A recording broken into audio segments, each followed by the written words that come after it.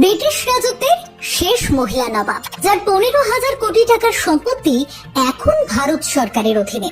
ভোপালের সিংহাসনে শেষ মহিলা উত্তরাধিকারী নবাব সুলতান জাহানই ছিলেন ফতৌদিদের বর্তমান নবাব সৈফ আলী খানের প্রপিতামহী।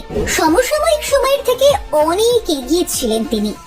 মুসলিম পরিবারে জন্ম হলেও রক্ষণশীলতা ছুঁতে পারেননি তাকে। আজ আপনাদের সামনে পেশ করব 124 বছর আগের এক দাপুটে মহিলা নবাবের কাহিনী, যার বাস্তব জীবনের গল্প যে কোনো সিনেমা চিত্রনাট্যকে হার মানাতে পারে। সুলতান জাহান ছিলেন ভোপালের সবথেকে বয়স্কা বেগম।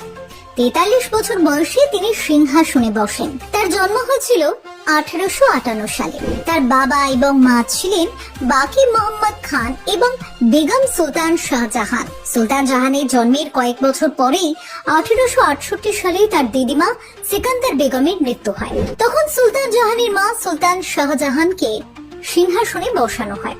সেই সঙ্গে সুলতান জাহানকে ভোপালের মসনদের পরবর্তী উত্তরাধিকারী হিসেবে ঘোষণা করা হয়। মায়ের মৃত্যুর পর 1901 সালে সুলতান জাহান সিংহাসনে বসেন এবং ভোপালের নবাব বেগম হন।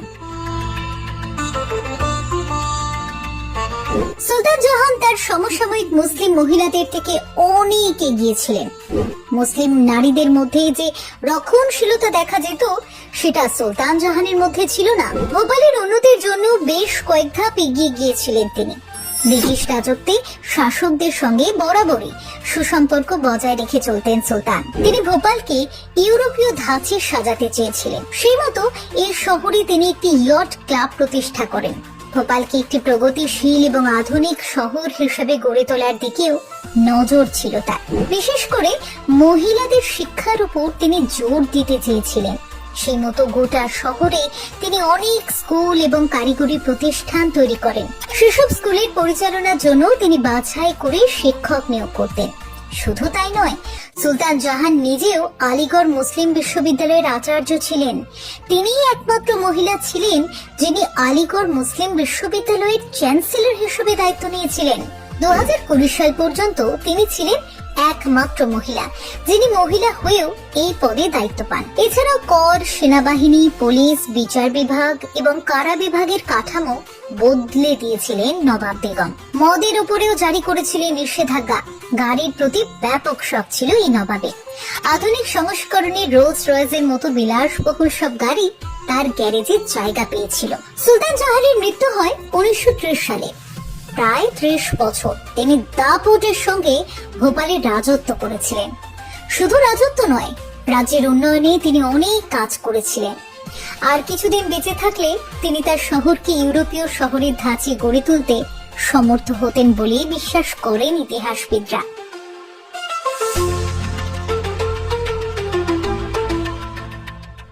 সুলতান জাহানের একটি আত্মজীবনী আছে, যার নাম an account of my life. তার মৃত্যুর 4 বছর আগে ভোপালের নবাব হিসেবে সিংহাসনে বসেন তার একমাত্র ছেলে হামিদুল্লাহ খান। ইনি সৈফের ঠাকুমার বাবা ছিলেন। উত্তরাধিকার সূত্রে সুলতান জাহানের থেকে 15,000 কোটি টাকার সম্পত্তি পেয়েছিলেন হামিদুল্লাহ খান।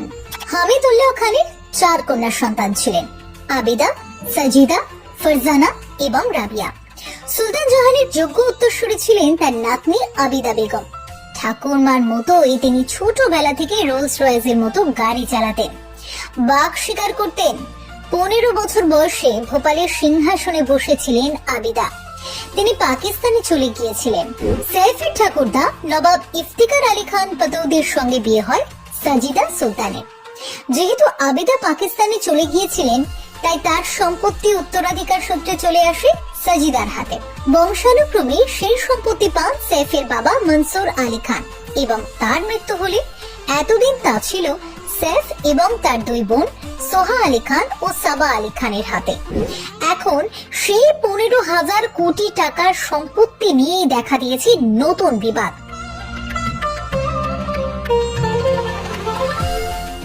শত্রু সম্পত্তি আইন অর্থাৎ ভারত পাকিস্তান ভাগের পর ভারত ছেড়ে পাকিস্তানে চলে যাওয়া ব্যক্তিদের সম্পত্তি শত্রু সম্পত্তি হিসেবে বিবেচনা করে ভারত সরকার দখল করে নিতে পারে। ভোপাল হাইকোর্ট সেই মামলার উপর স্থগিতাদেশ তুলে নেওয়াতে বেশ বেপাকে নবাব সৈফ। কি হবে এই মামলার পরিণতি তা ক্রমশ প্রকাশ্য। তবে ভোপালের বাসিন্দারা তাদের আদর্শ নবাব বেগম হিসেবে আজও স্মরণ করেন সুলতান জাহানকে। সুলতান জাহান শুধুমাত্র ভোপালের সর্বশেষ মহিলা নবাবী নন, তিনি ছিলেন এক যুগের প্রতীক, যার কর্ম এবং দৃষ্টিভঙ্গি যুগের অনেক আগে এগিয়েছিল। তার জীবনের গল্প একটি অনুপ্রেরণার উৎস, যা আজও আমাদের প্রেরণা দেয়। সুলতান জাহানের একমাত্র ছেলে হামিদুল্লাহ খান, যিনি 15,000 কোটি টাকার বিশাল সম্পত্তির উত্তরাধিকারী, আজ সেই সম্পত্তি নিয়ে ভারতের সরকারের সাথে আইনি দ্বন্দ্বে জড়িয়ে পড়েছেন। ভোপালের বাসিন্দারা এখনো তাকে একজন আদর্শ নবাব বেগম হিসেবেই স্মরণ করেন। আপনি যদি সুলতান জাহানের জীবন এবং তার অবদান সম্পর্কে আরো জানতে চান, তাহলে আমাদের চ্যানেলটিকে সাবস্ক্রাইব করুন এবং কমেন্টে আপনার মতামত জানান। এই ধরনের আরো গুরুত্বপূর্ণ ইতিহাস জানতে আমাদের সাথে থাকুন।